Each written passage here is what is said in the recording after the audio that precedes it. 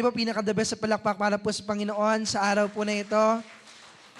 Praise God. Sino po dito mag-agree? Masarap pong matulog ngayon, tag-ulan, malamig. Pero salamat po sa Panginoon. Tignan mo yung katabi mo ngayon.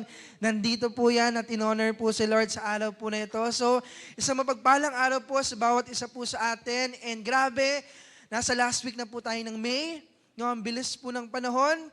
Next week, June na. Grabe po, no? Imagine po natin, nasa kalahating taon na po tayo. And sino po dito, for the past months, talagang naranasan po natin, still naranasan po natin how God is really able sa buhay po natin. Amen po ba?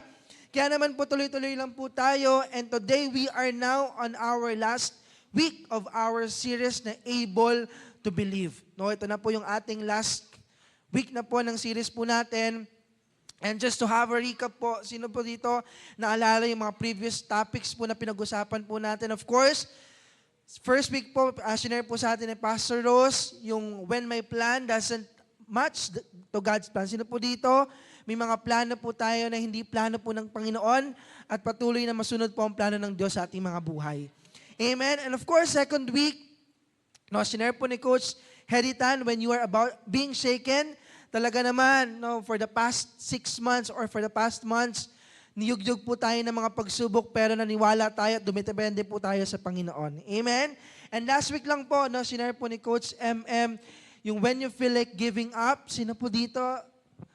Talagang dumating yung mga pagsubok, gusto mo nang huminto, gumibap, pero salamat sa Panginoon at kasama po natin siya, tinulungan po tayo na mag-move forward sa ating pong buhay. Amen po ba?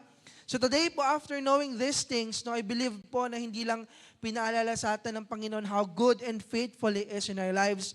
Pero today po, tutulungan po tayo ni Lord to go into the next level of our faith. Sino po dito excited na?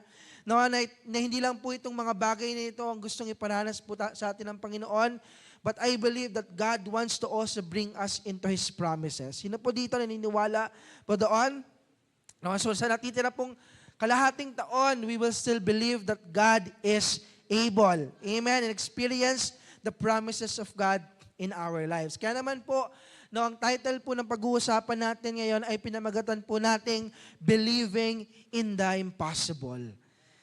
Ayan, so pag sinabi po nating believing in the impossible, sino po dito, pagpunta dito, ang dami po nating bundok-buntok na imposibleng bagay sa buhay natin. No, we have a lot of impossibilities in our lives, but today, no, panalangin ko po sa araw po na ito, bigyan po tayo ng Panginoon ng pananampalataya to believe and overcome anumang impossibilities or sitwasyon na pinagdadaanan po natin. Okay? So bago po tayo magtuloy-tuloy, I just want to invite everyone to close our eyes. Let's bow down our heads and let us pray. Panginoon, maraming salamat, O God, sa araw po na ito na binigay mo po sa amin. Lord, despite sa bagyo na aming nararanasan right now, Lord God, sa maulan na naranasan po namin sa araw na ito, Lord, we believe, Lord God, you're here in this place and you're going to help us to overcome anumang mga impossibilities sa aming pong mga buhay. Lord, panalangin ko sa araw po na ito, patuloy kang kumilos sa kalagitnaan po namin at patuloy naming maranasan ang iyong presensya, yung pag-ibig sa buhay po ng bawat isa po sa amin. Lord, patuloy mo lamang ako itago at walang ibang makita at maparangalan kundi ikaw lamang sa aking buhay. Marami po salamat. Mahingit po namin binabalik lahat ng papuri, lahat ng pasasalamat at pagdakila sa tanging pangalan ng ating Panginoong Hesus. And everybody say aloud, Amen and Amen. Pwede po pinaka-the best sa palakpak sa Panginoon sa araw po na ito. Ayan, sabi po sa Mark chapter 9 verse 23, pwede po ba sabay-sabay nating basahin with conviction? In 3, 2, ready, begin. Jesus said to him, if you can believe, all things are possible to him who believes. So, ibig sabihin daw po, na kapag natutunan po nating lumakad ng may pananampalataya, sino po mag-agree na hindi po nakabase lang yung pananampalataya natin based sa nakikita po natin. Now, when we learn to walk in faith and not just kung ano lang po yung nakikita natin, we can learn to step into a realm of possibility. No, matututunan po nating lumakad sa mga bagay na posible. No, a realm where we can experience the miraculous power of God. Pero sino po mag-a-agree sa akin na wala po ang pinanganak na meron po agad na great faith? Or meron po ba dito pinanganak na meron agad matinding pananampalataya? Hindi pong pagkapanganak sa'yo, alam mo agad that you have a really strong and great faith. No, wala po. Tama po ba? Ilan po sa atin, we discover or we receive faith once we know or we receive Jesus Christ in our lives. Kaya sinasabi po in Romans chapter 12 verse 3, no, ang bawat isa po sa atin ay binigyan ng Panginoon ng tamang measure or ng tamang sukat ng pananampalataya. No? From the time po na tayo ay naligtas at nakakilala po sa Kanya. Kaya naman po, the Bible describes different stages of our faith. No, sabi ko nga kanina, hindi pagkasilang po natin, karon po tayo ng malay, no, we have faith agad, but it has stages when it comes to faith, sabi po sa Bible. And number one stage is yung tinatawag po na weak faith. No? Mahina pa, ibig sabihin hindi pa enough to believe. And then after the weak faith, unti-unti, yung second stage is yung tinatawag na little faith.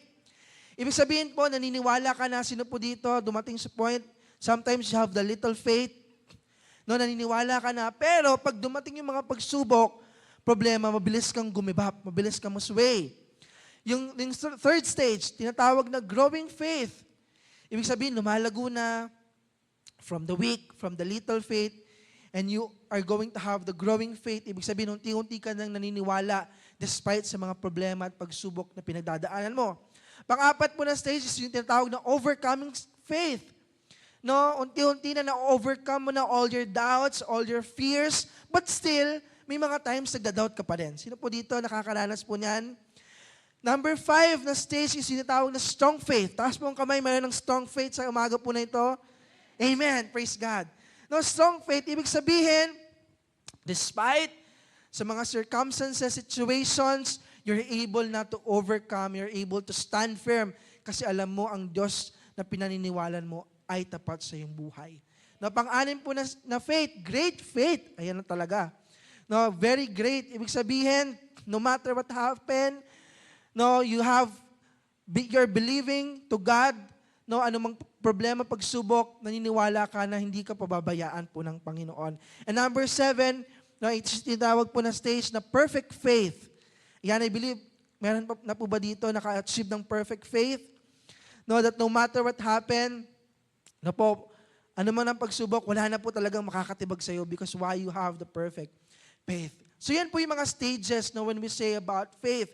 So ibig sabihin lang po nito that faith takes time to develop. No, it takes time para po ma-develop sa buhay po natin. Hindi lang basta tayo maniniwala para mangyari po ang mga panalangin po natin, but we need faith to make it possible. No, para ka lang pong nag-gym. Sino po dito nag-gym? No, every day, every other day, every week. No, if first time mo mag-exercise, tapos kinabukasan gusto mo agad pumayat, marami pong may gusto nito. No, overnight, magiging fit agad. Pero sino po dito gusto nun? Ako po, gusto ko nun. No, gusto ko po maging fit. Posible po ba yon? Sabihan niyo po ako kung posible. Join po ako dyan. Gusto ko na din pong mag-fit. Di ba? Siyempre po, hindi agad-agad. No, hindi ka agad-agad papayat or magiging fit. Kasi bakit? The muscles that we have should have to be developed first. So same thing po with believing in the impossible. No, we need to develop our faith first to make our prayers happen. No, kailangan po natin ma-develop yung pananampalataya po natin to make our prayers possible. So now the question is, ang tanong po ngayon, how can we develop this faith in God?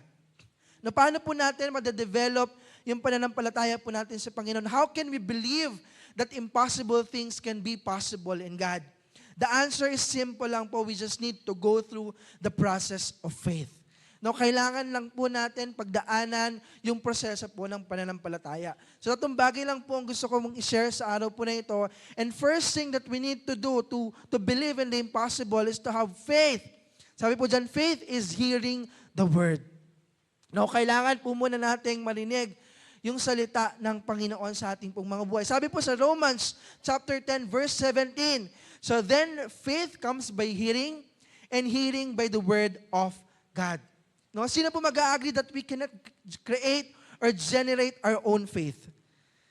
Tama po ba? Hindi po natin kayang gumawa or mag-generate ng sarili po nating pananampalataya. No, kasi bakit? Nagsisimula lamang po ang proseso ng pananampalataya natin once we hear the Word of God. No, once po na marinig po natin yung salita po ng Panginoon. And when we say the Word, no, in the Word of God, in Greek, it means po rema. Pwede po sabihin mo sa katabi mo, rema. No, and pag sinabi po nating rema, it is a spoken word that God has personally given to us. Ibig sabihin, yan po ay salita ng Panginoon na nagmumula po sa Kanya na binibigay po sa atin. No, meaning, our faith is not a mechanical formula or method. No, dahil nga yung word po, yung faith natin, it comes from hearing. Ibig sabihin, hindi po siya nag-create, hindi po siya nag-generate, hindi po siya nagiging mechanical formula or hindi po siya nagiging method.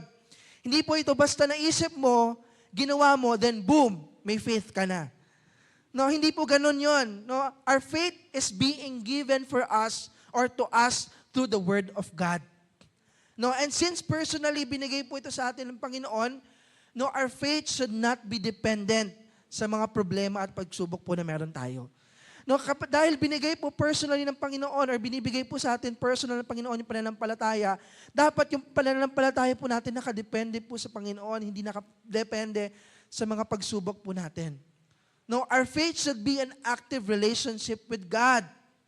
No, just like any healthy relationship. Sino po dito may asawa, may jowa? Praise God. Sana all. Joke lang po, di ba? Communication is the basis of it. No, tama po ba? Communication is very important. Kaya palagi nga po nating sinasabi, para mag-work ang isang relationship, the communication should always be in two-way.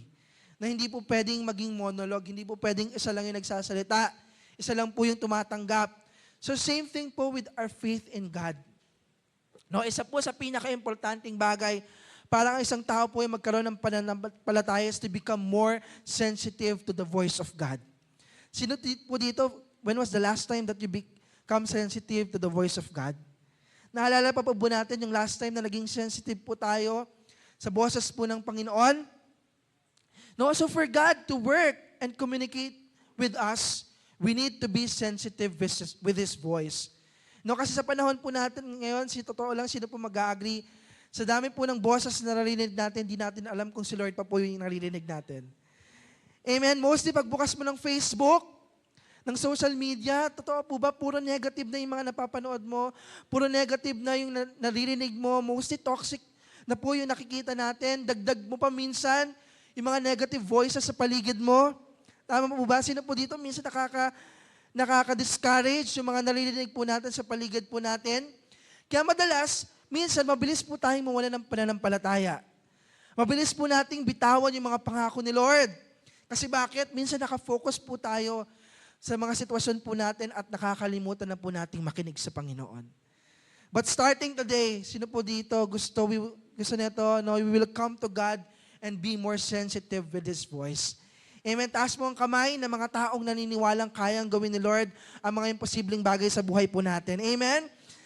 Amen. So then we must hear first the Word of God sa ating pong mga buhay. And you know, hindi lang po mahalaga na marinig po natin yung salita ng Panginoon, hindi lang po marinig yung boses po ng Panginoon, but we also need to see it. Kailangan makita din po natin. And one of the important principles about the Word, no, yung pinakita ko po kanina, or the rema of God often comes from the logos of God. Meaning po, sabi ko nga kanina in Greek, the rema, ano po ibig sabihin ng rema? It is the spoken word, while the logos is the written word. And you know, best example po of the rema and the logos of God, no, to show how the rema and the logos functions sa buhay po natin is when Jesus was tempted in the wilderness. Sino po dito nakakaalala noon? Nung tinempt po ng devil si Jesus sa wilderness, no, yung tagpo po in Luke 4. So for 40 days, ano po nangyari? Wala pong kain. No, wala pong kain si Jesus hanggang sa nagutom po ang ating Panginoong Hesus. And ano pong sabi ng devil? Sabi po ng devil, kung totoong anak ka talaga ng Diyos, bakit hindi mo i-command itong baton at maging tinapay? And we know the story. Tama po ba? Hindi basta-basta pumatol po si Jesus doon sa devil. Because why? It is because Jesus had studied the Logos Si Lord pa lang po, si Jesus, alam niya na yung spoken word and even yung written word. And ano po naging response niya? Sabi po ni Jesus, it is written, ayon sa nasusulat, ang tao ay hindi labang sa tinapay, nabubuhay. And as a result po, alam po natin ang nangyari. Because of the Logos, the written word, plus the Rema, the spoken word, Jesus was able to overcome that temptation. So ano pong ibig sabihin nito? No, hindi lang po mahalaga na marinig natin yung boses po ng Panginoon. But it is also important that we need to take time and have an effort to study the Bible. No, the whole Logos, the whole Word of God. Kasi bakit? The more that we study the Word of God, the more that we will become more sensitive to the voice of God, to the Rema of God. Kasi totoo po, paano nga naman po tayo maniniwala sa mga imposibleng bagay kung hindi naman po tayo nagbabasa ng salita po ng Panginoon? Amen? Paano po tayo mananampalataya kung di naman po tayo lumalapit at nakikinig po sa Panginoon? Amen po ba? But I believe po that before God give us the faith to believe, tinuturuan po muna tayo ni Lord na makinig at magbasa po ng salita po niya. Amen? So that when God give us the faith to believe, alam po natin na magiging posible kasi si Lord po ang nagsabi. So it is important that we need to listen and read the Word of God. Amen? You know, naalala ko po dati, nung nag-aaral po ako sa SOT, sa Singapore, it was a 7th-month Bible mission schooling. You know, pero unang buwan pa lang po, gusto na po naming umuwi. Kasama ko po si Pastor Ray. It was a 7-month, pero unang buwan gusto na po naming umuwi. Ako po personal gusto ko na umuwi. Kasi bakit? Hindi po dahil na homesick po ako kasi sanay naman po ako mag-isa. No? Sino po dito sanay mag-isa? Pumunta sa iba, no? Self-love. Amen? Pero umiiyak po ako gabi-gabi kasi di ko alam kung kinabukasan makakapasok pa ako kasi wala na po akong pera. Eh napakamahal po ng bilihin. No, tapos yung pera po namin na dala-dala namin, nakala namin na abot ng 3 months, pero wala pang 1 buwan, ubos na.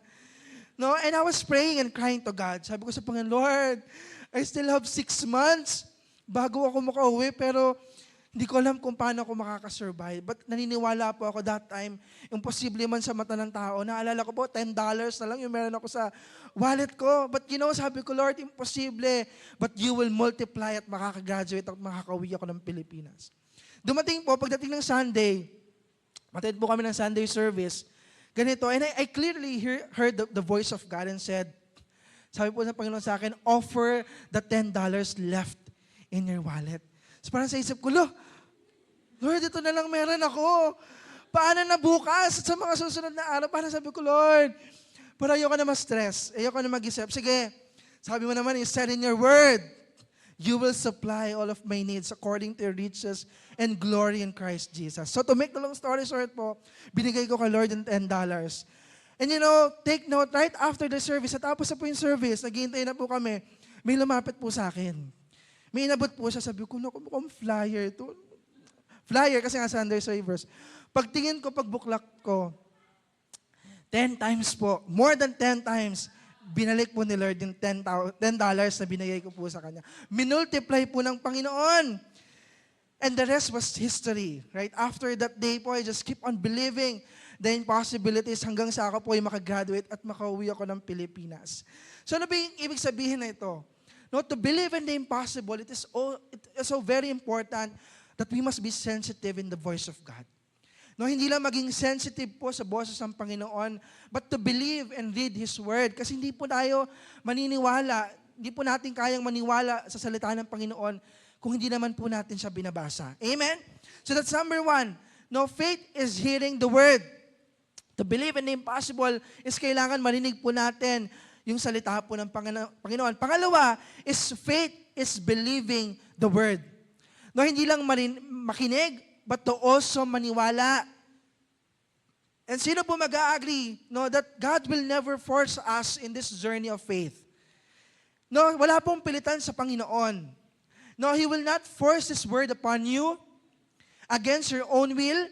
Kung dati ilang beses ka pong pinilit nung taong nag-invite mo pumunta sa church, si Lord hindi po ganon. Hindi po namimilit si Lord. Kaya nga binigyan po tayo ni Lord ng choice . at ng will mamili. So ibig sabihin, to continue in this process of faith, you must have the right response. Nasa iyo po kung gusto mo mag-respond sa Panginoon. And you have the right response, which is to believe. Pero sino po mag-agree? Totoo naman po, mahirap pong maniwala. Amen. Taas po ang kamay mag-agree. Mahirap pong maniwala. Lalo kapag hindi naman po natin nakikita. Maaari nyo magsasabi, Coach, madali lang magsabing maniwala, pero di mo alam ang sitwasyon na meron ako ngayon. Sino po ganon?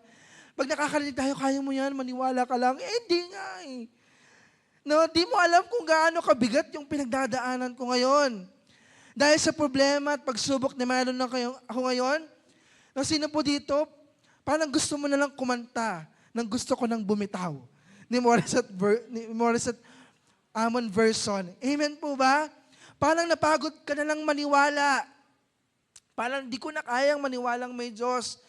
Pero dito, maaaring dumating sa point po na ganyan. You know, you have in a point na talagang napapagod ka na. But I want to tell you, church, that it is not true. Hindi po totoo na wala nang pag-asa. Hindi po totoo na hindi po natin mapagtatagumpayan yung mga pagsubok na meron po tayo. Kasi why? Kasi you have a choice. Sabi mo sa katabi mo, you have a choice. No, you have the will to believe. Ibig sabihin, you can make a decision to commit to the Word of God and to the promises of God. May option ka, may choice ka. No, napiliin yung pananampalataya na meron ka wherein you can believe God's Word more than sa anuman pong pinagdadaanan po natin. Or maaari, no, imbes na piliin po natin maniwala, imbes na piliin natin magkaroon ng pananampalataya, maaari sa sitwasyon na meron ka ngayon, kaya parang wala pong nangyayari kasi mas pinipili po natin na hindi maniwala sa Panginoon. We chose no, sa mga bagay na hindi po natin alam sa buhay po natin, yung tinatawag po na unbelief. No, when we say unbelief, ibig sabihin po nan, it is a decision or choice to believe your circumstances more than the Word of God. Ibig sabihin, instead po na magtiwala ka sa Panginoon, madalas nauunahan ka ng takot at doubt. Sino po dito nakakaranas noon? But today, sino po dito panalangin na tanggalin, Lord, anumang pong unbelief ang meron po tayo ngayon. Amen? Kasi sa totoo, wala naman po, hindi po totoo, sabi ko nga po, hindi totoong wala nang pag-asa. No, hindi po totoong mananatiling imposible na lang yung mga pangarap at panalangin po natin. Kasi ang totoo, may choice ka. No, you have the choice to believe in the impossibilities. No, it is your decision kung yung faith mo ang pagaganahin mo or yung mga unbelief mo sa buhay. Nasasayo po kung ano yung activate mo sa buhay mo. Amen? Kagaya po ni Abraham. Pwede po basahin po natin in Romans chapter 4, verses 18 to 21. Alternate po tayo magbabasa. I'll start to read verse 18. Sabi po dyan, who contrary to hope, and hope believed, so that he became the father of many nations, according to what was spoken, so shall your descendants be. Verse 19, kayo naman po magbasa in 3, 2, ready, begin.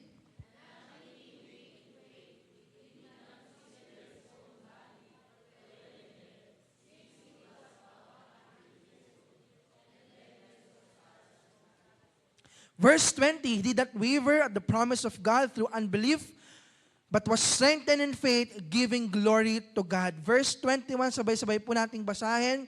And being fully convinced that what he had promised, he was able to perform. So alam naman po natin, no, sino po dito nakakilala kay Abraham? Taas mo ang kamay. I believe most of us, no, kilala po natin si Abraham. And sa dami po ng pinagdaanan ng Abraham, sa totoo lang po, sino po mag-agree, madali na lang kay Abraham ang magdahilan at hindi na lang maniwala po sa Panginoon. Amen po ba? Kasi bakit? In Genesis 15, no, makikita po natin, alam po natin, nung tinest ni Lord si Abraham, no, when he was so discouraged, kasi nga, yung matagal po na panalangin niya, anak, ay hindi pa po dumadating. Yung matagal niyang panalangin na anak, akala niya hindi na po darating. So akala po ni Abraham, nagkamali na si Lord sa mga pangako po niya sa kanya. But still, as we all know, Abraham never gave up. No, he responded in faith and set his will to believe in God's promises more than po sa kanyang present na pinagdadaanan. Why? Kasi bakit po? No, it's not what you believe, but whom you believe. No, hindi po so ano lang yung pinaniniwalaan natin, but kung sino po yung pinaniniwalaan natin. No, kung si Abraham po, no, mas pinili niyang maniwala kasi alam niyang hindi po tao ang nangako sa kanya, kundi ang Diyos na buhay. Amen. Sino po dito naniniwala sa mga pangako po na tinanggap natin sa Panginoon? Hindi po tao ang nangako po sa atin. Amen. But ang Diyos po na buhay ang siya nangako po sa atin. And paano po patuloy no naniniwala si Abraham sa mga imposibleng bagay na ipinaranas po sa kanya ng Panginoon, which will be my last and third point po. Patapos na ako. Hindi lang po niya narinig, hindi lang po piniling maniwala, but number 3, faith is seeing the word coming to pass. No, hindi lang po basta kailangan marinig po natin yung salita ng Panginoon, hindi lang po basta paniwalaan natin, but we need to also see the word coming to pass.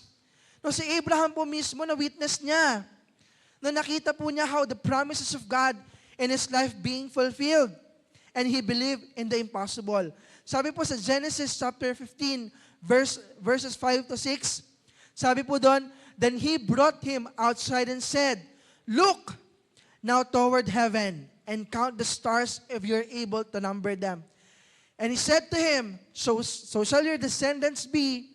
And he believed in the Lord, and he accounted it to him for righteousness. So makikita po natin, itong chapter po na ito, no, itong passage po na ito, before this passage, ito po yung time na talagang nawawala na ng pag-asa sa Abraham. Na sino po dito, again, dumarating sa point, nawawala na po tayo ng pag-asa. So just like Abraham, sabi po sa passage, he received a vision from the Lord. Na nakatanggap po siya ng vision mula sa Panginoon, na may matinding blessing ang ibibigay sa kanya ng Panginoon. But because of his situation, now if titingnan po natin, sa isip-isip po ni Abraham, sabi ni Abraham, teka lang Lord, no, alam ko may pinapakita kang blessing. May pinapakita ka sa aking malaking gantimpala. Nasa isip ni Abraham, yes Lord, alam kong maganda yan. Alam kong the best, yung blessing na ibibigay mo sa akin. Pero teka, para saan pa yung gantimpala, yung pagpapala na bibigay mo sa akin, kung ayaw mo naman akong bigyan ng anak? No, nasa isip ni Abraham, wala nang magmamana niyan eh. Kung bibigyan mo man ako ng blessing, unless ibigay ko yan sa alipin ko. So because of his situations, o pagsubok na pinagdaraanan po ni Abraham, there comes a point, dumating sa point, that he became spiritually blinded. No, natakot na po siyang maniwala pa kay Lord kasi mukhang imposible na. But still, sabi doon, God reminded Abraham. Ano pong sabi doon? God brought Abraham outside. Pinapunta siya ni Lord outside his tent and asked him to look at the stars of heaven. Sabi ni Lord, lumabas ka sa tent, tignan mo yung langit at pagmasdan mo yung mga bituin sa langit. And then pagtingala po ni Abraham, sabi doon, ano yung nakita niya? Siyempre po, mga bituin. Amen. Kasi nga, sabi ni Lord, tingnan mo yung mga bituin. Sa pagtingin po ni Abraham, muling ipinaalala ni Lord yung mga pangako niya at muling nabuhay ang pananampalataya ni Abraham at muli po siyang naniwala sa Diyos. Ano pong ibig sabihin na to? Sino po mag-agree that in our journey of faith, we must walk by faith and not by sight? Tama po ba? Kailangan yung pananampalataya po natin, hindi lang po nakadepende sa nakikita natin. We need to always walk by faith. Kasi madalas, one of the biggest enemies of our faith is our sight. Tama po ba? Kaya minsan hirap po tayong maniwala sa mga imposibleng bagay kasi nakabase lang po tayo sa kung ano lang po yung mga nakikita po natin. No, just like Peter. Sino po nakakilala kay Peter?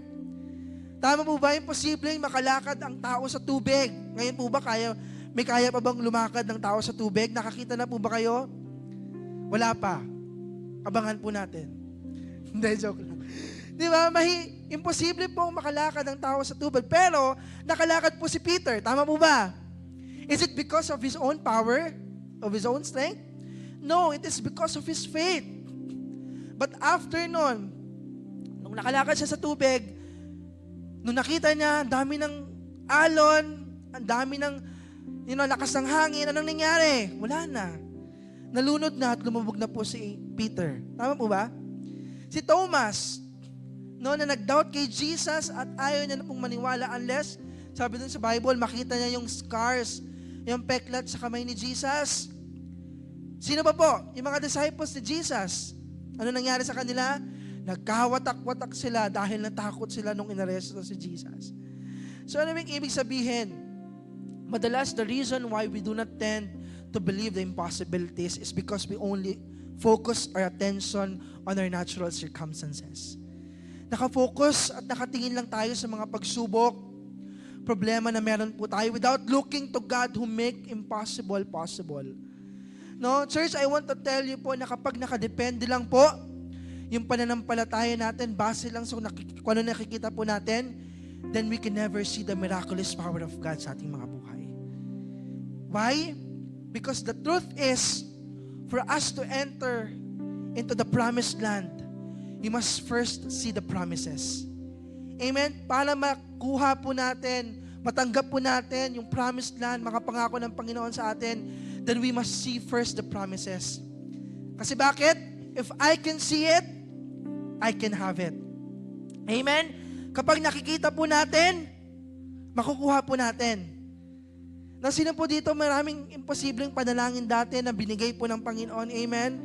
Ako po personally, ang dami ko imposibleng panalangin na binigay po ng Panginoon. Dati nag-imagine lang ako, Lord, one day, di na ako maglalakad mula church hanggang Heritage. Kasi po dati nung estudyante ako, wala pa po akong pera, naglalakad po ako para makarating ng church. And you know, I just keep on imagining, Lord, darating yung time, nakasakay ako sa isang sasakyan mula church hanggang San Jose del Monte, hindi ako gastos ng pamasahe. And you know, one day, for almost 10 years, binigyan ako ni Lord ng sasakyan. Because why? I just keep on imagining it. I just keep on believing on it. No, imposible minsan sa mata po ng tao, but if you just keep on believing it, kayang ibigay po ng Panginoon. Sabi po sa Ephesians chapter 3 verse 20, pwede po basahin po natin with boldness. Sabi po dyan, now to Him who is able to do exceedingly abundantly above all that we ask or think, according to the power that works in us.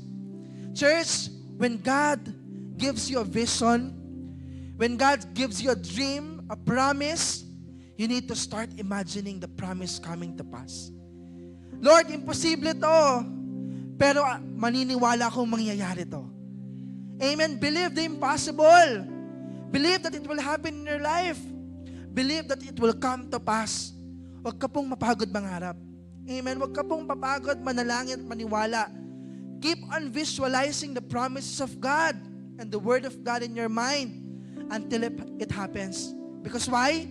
What you believe, what you manifest, one day in God's perfect time, you will possess. Amen? Ano man po yung pinaniniwalaan natin, ano man yung panalangin natin, one day, makukuha at makukuha natin. No, tandaan po natin, church, tapat po ang Diyos sa mga taong patuloy na nagtatapat po at naniniwala sa Kanya.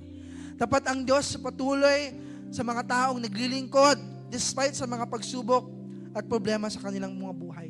So hindi lang po nakita at na-remind si Abraham sa mga pangako ni Lord sa kanya, but as he was waiting, habang naghihintay po si Abraham sa answered prayer niya, Abraham keeps on declaring and speaking the promises of God until the word of God being fulfilled in his life. And as we all know po, sino po dito, alam natin, initially, binigay po na pangalan ni Lord kay Abraham ay Abram. No, originally po, ang pangalan na binigay ni Lord kay Abraham ay Abram. So parang sa part po ni Abraham, parang nasa isip po niya, hindi ba nakakaya itong bagong pangalan na binigay sa akin ni Lord? Kasi nga, alam po natin, wala pang anak si Abraham. Tapos, ang ibinigay po na pangalan po sa kanila, Lord, Exalted Father. Di ba? Parang, Lord, ano ba yun? Exalted Father, tapos wala nga akong anak. So, na-imagine po ba natin sa sitwasyon ni Abraham? Kung nausap po that time yung mga marites, or baka meron naman na pong marites that time, pero hindi pa lang po tawag sa kanilang marites. For sure, pinag-chismisan na po si Abraham. Tama? Parang, paano binigyan ni Lord ito ng bagong pangalan na Exalted Father? Wala nga siyang anak. But still, grabe po ang puso ni Abraham. Kahit wala pa, kahit mukhang imposible, kahit pinagtatawanan at iniunsulto siya, still sumunod pa rin si Abraham kay Lord. Kasi bakit? Dahil every time na may tumatawag sa kanyang Abraham, sa bago niyang pangalan, naririnig niya yung pangako ng Panginoon sa kanyang buhay. And along the way, alam naman po natin, as he started calling himself a father of many nations, pinagkalooban po siya ng Panginoon ng anak after 100 years old. Church, I want to tell you po that there is a tremendous power in speaking and confessing the Word of God. The more you speak, the more you confess the promises of God in your life. Amen. The more that it will going to happen, the more that it will going to come in your life. Sabi po sa Mark chapter 11 verse 23, "For assuredly I say to you, whoever says to this mountain, be removed and be cast into the sea, and doesn't doubt in his heart, but believes that those things he says will be done, he will have whatever he says." Lumalabas po ang kapangyarihan ng salita ng Panginoon when it is being released through the spoken word. No? You need to speak to your mountains. Sino po dito starting today? Whatever mountains of impossibilities you have in your life, you will start to speak and declare the promises of God in your life. Amen? The more na dumadating yung mga imposibleng bagay, the more that you are confessing and speaking the word of God in your life. You know, you need to confess God's promises over your situation. Church, mukhang imposible po sa mata ng tao, but when you start to declare and speak about it, then God make it possible. Amen. Keep on hearing, keep on believing, at makikita mo ang mga pangako ng Diyos sa iyong buhay. As I end po, no, Hebrews chapter 6 verse 12, that sabi po dyan, pwede po babasahin po natin, in 3, 2, ready, begin.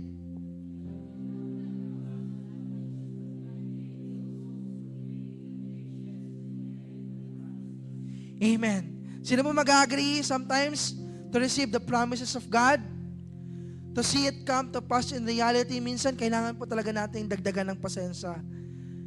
No, kailangan po natin magdagdag ng pasensya at perseverance to our faith. Kasi minsan, tama mo ba, when we talk about faith, excited tayo, nabigyan tayo ng Panginoon ng pananampalataya. Excited tayo to partner with the Holy Spirit. Pero sabi ko nga po kanina, alam natin that faith in God will bring in the supernatural power of God. No, alam po natin yung pananampalataya po natin sa Panginoon will usher us into the realm of the miraculous supernatural of power of God. Kasi may mga times, sino ba nagiging hadlang minsan para hindi natin malanasan or makita yung mga pangako ni Lord? Kapag dumarating po sa time, pag nakareceive po tayo ng word ni Lord, sino po mag-agree wala pong binibigay na timeline si Lord? Wala pong binibigay na time frame sa Lord. Amen. Alam naman po natin na yung salita ni Lord ay totoo. Sino po mag-agree? Taas po ang kamay. Alam po natin mangyayari po yung salita po ni Lord, but the question is, when? Lord, kailan? No, maniniwala ka pa rin ba sa mga imposibleng bagay kapag alam mong di mo alam kung kailan mangyayari? No, dahil may mga times walang timeline, minsan natatest po yung pananampalataya po natin. No, sino dito may mga times natatest po yung pananampalataya po natin? Why? Kasi minsan, it needs to go through the testings and trials. Para saan? Para mag-mature po yung pananampalataya natin. At para ma-develop po yung patience po natin. And madalas, kapag may testing, hindi maiiwasan ng delays. Tama mo ba? Kapag may testing, hindi maiiwasan na magkaroon po ng delay sa panalangin po natin. But again, let's always remember that delays are not God's denial. No, the result of every test of our faith is to develop our trust in God. So God is developing our faith in this journey with Christ. No, we will keep, sino po dito mag-agree, for the next and for the last 6 months of this year, we will encounter trials and tribulations. Amen. But never give up on the promise on the promise and the promises of God in your life. No, keep hearing, keep believing the word of God, keep speaking and confessing the word of God, keep persevering and trusting in God. Kasi sino po mag-agree ang totoong Kristiyano ay hindi lang po lumalakad sa kung ano lang nakikita niya, But as a followers of Jesus Christ, we just always need to walk by faith. Now, for faith comes by hearing, not by feeling. Don't just walk by what we see and how we feel, but let us walk with faith and trust in our God. Amen po ba? Sa araw po na ito, tatayo po tayo lahat. And I'll just continue to trust the Lord. I'll just continue to reach out to Him and believe the impossibilities in our lives. I just want to invite everyone po to just close our eyes right now. Let's just bow down our heads and let's just continue to reach out. Let's continue to believe into the presence of God right now. Hallelujah. Maari, church, pumunta ka po sa lugar na ito. What you just see ay bundok-bundok na problema, pagsubok. What you just see ay bundok-bundok na mga imposibleng bagay sa lugar na ito. But right now, I believe, as you come into this place, as you come into the presence of God, God is giving you a vision again. God is reminding you His promises again. God is giving you a purpose again.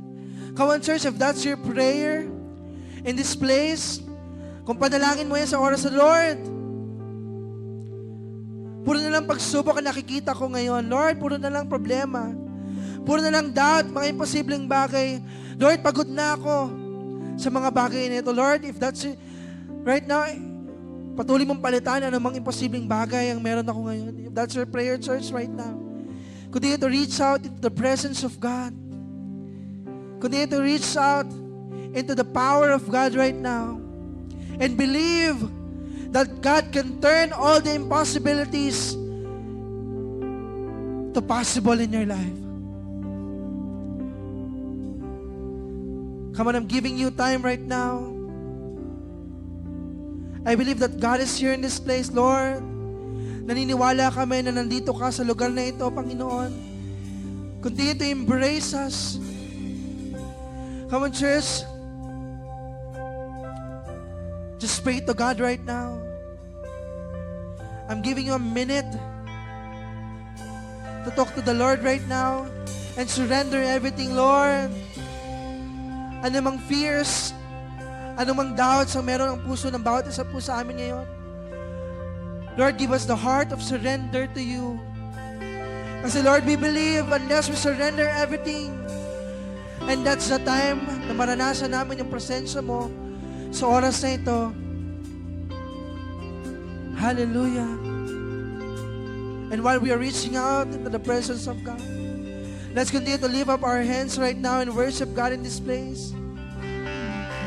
Patuloy po nating sambahin ang Panginoon sa oras po na ito. As we sing this song, maging panalangin po natin ito sa Panginoon. Hallelujah. Be still, there is a healer. His love is deeper than the sea. Come on, let's open our mouth to God His mercy and worship Him. is unfailing. Yes, God. His arms a fortress for the weak. Let faith arise. As we sing this song, Let faith arise. God is giving you right now the faith. I lift my hands to believe again. Yes, God. You are my refuge. Lord, I believe nakikita mo ang bawat anak mo ngayon na nakataas ang kamay, believing in you, God. Sarabahan na nabalabala. You are faithful, God, forever. Yes, you are.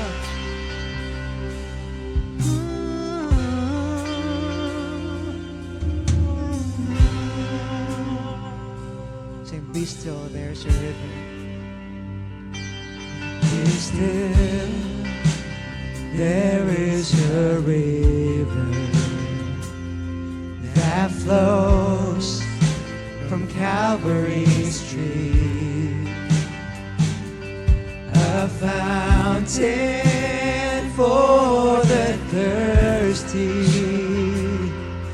your grace that washes over me. Let's continue to declare in this place. Let faith arise. Yes, God. Arise. Let faith arise. I lift my hands to believe again. Come on, believe in God right now.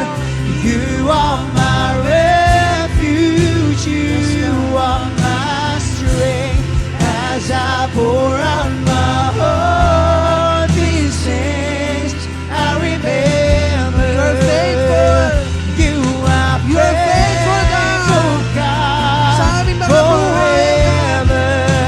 And I lift my hands to believe again. You are my refuge. You are my strength as I pour out my heart. These things I remember. You are faithful, God. Come on, let's sing it. Let faith arise. Let faith arise. Open my eyes.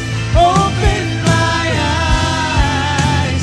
Let faith arise. Let faith arise. Open my eyes. Open my eyes. Let faith arise. Let faith arise. Open my eyes. Open my eyes. Let faith arise. Let faith arise. Open my eyes. Open my eyes. I lift my hands to believe Yes, God. again. Lord, patuloy kaming naniniwala, You are my nananampalataya, refuge. sapagkat, Lord, You are my hindi tao ang nangako sa amin, but Lord, Diyos na buhay sa aming mga buhay, O God. These things I remember. You are faithful, God, forever. Just, Lord, starting today, we'll become more sensitive with your voice, O God. Lord, we'll be more sensitive sa mga pangako mo sa aming mga buhay. Lord, hindi lang namin pakikinggan yung boses mo, but Lord, we'll keep on reading your word, O God, and promises in your life. Kasi Lord, naniniwala kami unless makinig kami at maniwala sa iyo, O God. That's the only time that you can turn all the impossibilities impossible sa aming mga buhay. Lord, and starting today, Lord, maniniwala kami sa iyo, God, just like Abraham.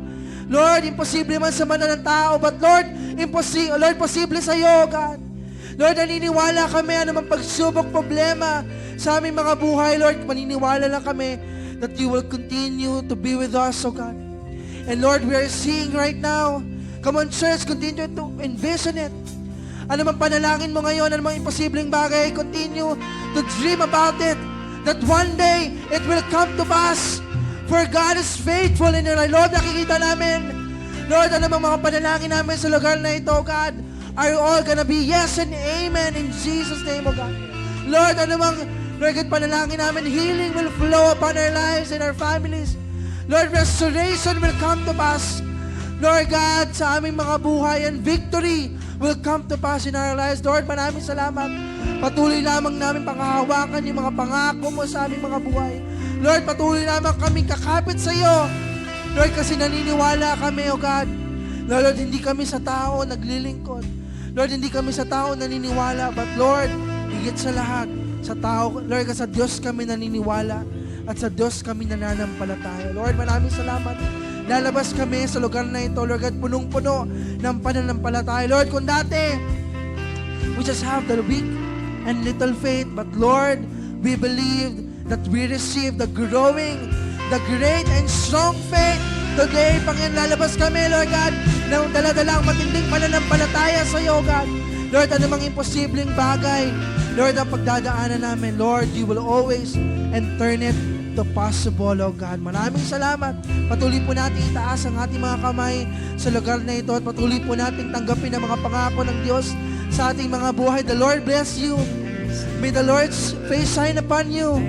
May the Lord give you a strong and great faith. May the Lord turn the impossibilities possible in your life.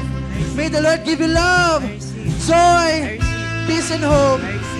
In the name of the Father, and of the Son, and of the Holy Spirit, Lord God, sa iyo lamang po lahat ng papuri at pasasalamat. In the mighty name of Jesus, and all God's people say, Amen and Amen. Pinaka-the best po na palakpak sa Panginoon sa araw po na ito. Hallelujah! Come, let's give the best cup of praise to Jesus this morning. Amen and Amen. Praise the Lord. Tapos na po ang ating gawain sa araw po na ito. Reminder lang po sa lahat po ng ating mga katatayan. We can stay po and later po you can approach Coach Froylantan and Coach Richard para po sa inyong short fellowship. And today po, maraming salamat po sa lahat ng umattend even sa online po natin. God bless you all po and shine for Jesus.